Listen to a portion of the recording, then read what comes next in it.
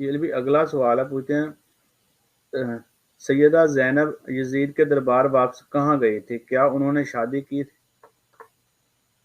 وہ بعد میں وہاں شفٹ ہو گئی تھی نا جی، شام میں، وہی ان کا مزار بنا تھا۔ ظاہر ہے کہ وہاں پہ ان کے پاس کچھ زمینیں بھی تھیں، اب آئی، اور پھر مدینہ شریف میں تو ان کو ایک اس اعتبار سے غامی لاحق رہتا تھا، اس لیے ان کے لیے وہاں پہ اب رہنا مشکل ہو گیا تھا، تو وہ دوبارہ سے ہجرت کر کے شام چلی گئی تھی اور وہیں فوت ہوئی تھی۔ جی نیکسٹ۔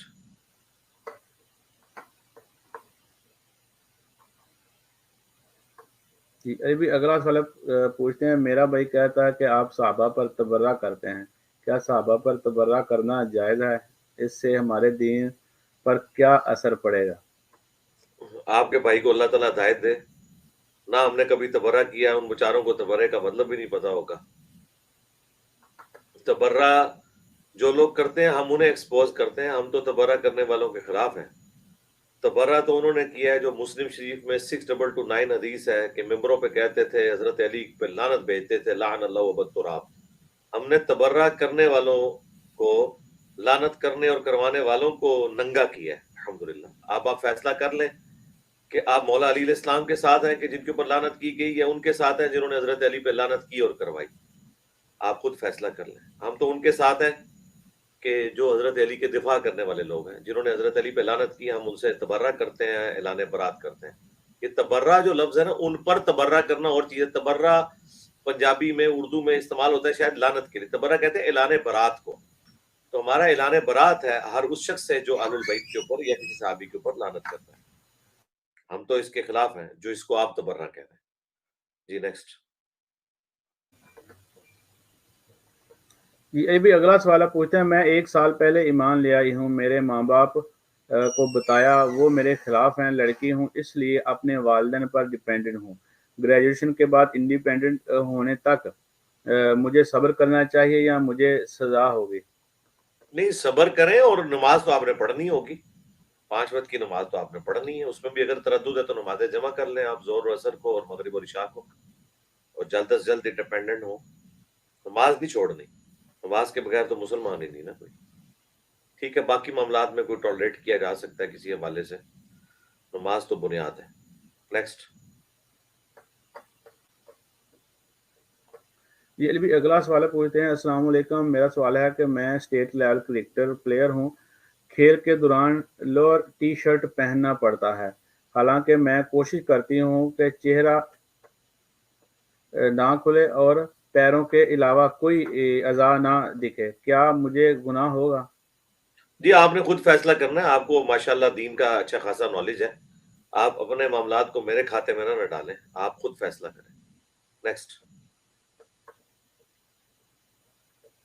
جی علی بھی اگلا سوال ہے، اگر نماز کی جگہ پاک ہو لیکن اس کے اراؤنڈ سرٹینز یا زمین پر ناپاکی لگی ہو، نماز کے دوران کپڑے اس پہ پڑ جائیں، مطلب ٹچ نہ کریں، اس کے اوپر آ جائیں، کیا نماز ہوگی؟ کیونکہ وہ کپڑے بھی کون سی جسم کا حصہ۔ ناپاکی پڑی ہوئی ہے، کلیئر کریں، ہو سکتا ہے وہ ناپاکی نہ ہو جس کو آپ ناپاکی کہہ رہے ہیں۔ آپ نے کون سی ناپاکی میں گھس کے جا کے نماز پڑھ رہے ہیں، مجھے تو سمجھ ہی نہیں آئی یہ بات کی۔ جی نیکسٹ۔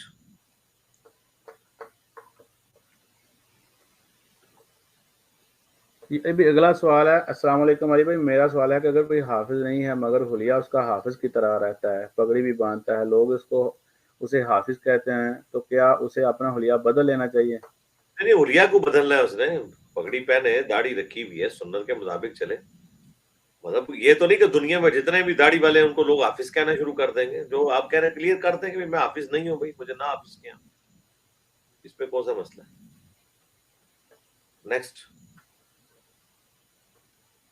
یہ بھی اگلا سوال ہے، پوچھتے ہیں ایک شخص نے اپنی بہن کو وراثت نہیں دی، اس سے اپنی بیٹی کو جہیز دیا ہے، کیا بیٹی پر جہیز حلال ہے یا وہ باپ کو واپس کر دے؟ یہ بیٹی کا کوئی گناہ نہیں ہے جی، اس کا باپ خود مجرم ہوگا، بیٹی کو جو ملا ہے وہ تو حلال ہے اس کے لیے۔ یہ نہیں ہو سکتا کہ ایک گناہ جو ہے وہ 3-4 بندوں کے اوپر ٹرانسفر ہوگا، جس نے گناہ کیا ہے وہ اسی کا وبال وہی اٹھائے گا۔ جی نیکسٹ۔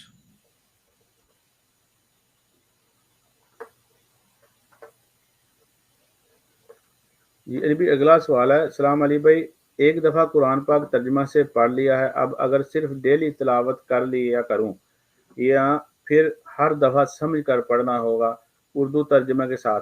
नहीं नहीं, हर दफा समझ के ही पढ़े। कुरान तो तज़कीर है, अगर आपको अरबी नहीं आती है तो खाली अरबी पढ़ के क्या निकालना है उसमें से, तिलावत करके। तर्जुमा तो पढ़ना जरूरी है, तो मुसलसल गाइडेंस की जरूरत है। ये नहीं है कि तर्जुमा पढ़ लिए तो आपको बहुत ज्यादा इल्म आ गया है। मैं 20 दफा पढ़ चुका हूँ, हर दफा कोई ना कोई नई बात पता चलती है, इस्तकामत इंसान को मिलती है। तर्जुमा नहीं छोड़ना बिल्कुल। जी नेक्स्ट।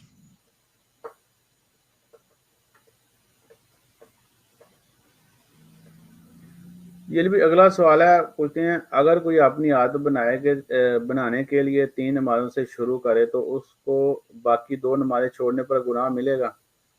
जी गुनाह तो है, नमाजें क्यों छोड़नी है दो? कौन सी 2 नमाजें छोड़ दी हैं? 3 नमाजें 3 औकात में ही पढ़ लेना। फजर को अलग पढ़े, जोर असर को इकट्ठा पढ़ लें, मगरिब इशा को इकट्ठा पढ़ लें, तो 3 औकात में 5 नमाजें भी पूरी हो जाएंगी। वो गुनाह अलग से है, लेकिन नमाज तो चले शुरू तो करें ना। अल्लाह ताला इस्तकामत दे, आमीन। नेक्स्ट। ये भी अगला सवाल है, पूछते हैं कि आई ब्रो की लाइन से ऊपर साइड पर काट सकते हैं क्योंकि वो बनावट से बाहर हैं। काटे ना उनको आप डाई कर लेना, रंग बदल लें। अगर बहुत बड़े पैमाने पे फैल गया, अब इसका कौन डिसीजन कर सकता है? ये तो हर औरत ही कहेगी कि जी मेरे तो जरूरत से ज्यादा हो गए हैं, तो डाई कर लें, यानी रंग बदल लें उसका। नेक्स्ट। ये भी अगला सवाल पूछते हैं, मैं यूके में सेविंग बैंक अकाउंट है, उन्होंने पूरे साल का इंटरेस्ट लगा दिया है, अब मैं उन्हें पैसे वापस कर दूं, क्या करूं, या किसी स्टूडेंट की फीस अदा कर दूं? नहीं, स्वाब के पैसे लिए। क्यों वापस करना है? पैसे क्यों वापस करना है? पैसे आए हुए हैं तो किसी गरीब को दें, बिल्कुल स्टूडेंट की फीस अदा करें। उनको क्यों वापस करने हैं आपने? नेक्स्ट। ये अगला सवाल पूछते हैं, अली भाई अगर किसी का हस्बैंड ब्लैक मैजिक करता हो तो क्या उसे खुला ले सकते हैं? जी जी बिल्कुल लें खुला, जान छुड़ाए, वो तो काफिर हो चुका है। नेक्स्ट।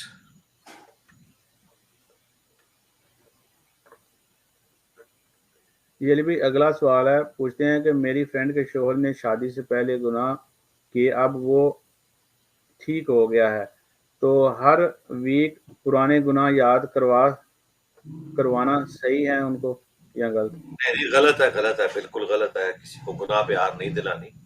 अल्लाह ताला ने जब नामा माल से खत्म कर दिया गुनाह, और सूरतुल फुरकान की आयत नंबर 70 में है कि जो सच्ची तौबा कर ले, हम उसके गुनाहों को भी नेकियों से बदल देंगे। और बाकायदा 3 गुनाहों का जिक्र अल्लाह ताला ने किया है, शिर्क का, कत्ल नाहक का और जिना का। इससे भी कोई तौबा कर ले तो हम उसके गुनाहों को नेकियों से बदल देंगे। बिल्कुल आर ना दिलाएं, उसे खुद भी कोई याद करने की जरूरत नहीं है, बस तौबा करे, अल्लाह से माफी मांगे, दैट्स ऑल। नेक्स्ट। ये भी अगला सवाल है, पूछते हैं मेरे नांदर नंदवी से जब भी मिलते हैं तकलीफ मिलती है, फिर भी प्यार से मिलते थे। उन्होंने हमारा माल भी चोरी किया, हमारी तरक्की या खुशखबरी पर वो गमो गुस्सा करते हैं। अब क्या फोन पर सलाम दुआ मुनासिब है या मुलाकात करना जरूरी है? बस फोन तक ही रखें जी, जान ही छुड़ाएं ऐसे लोगों से।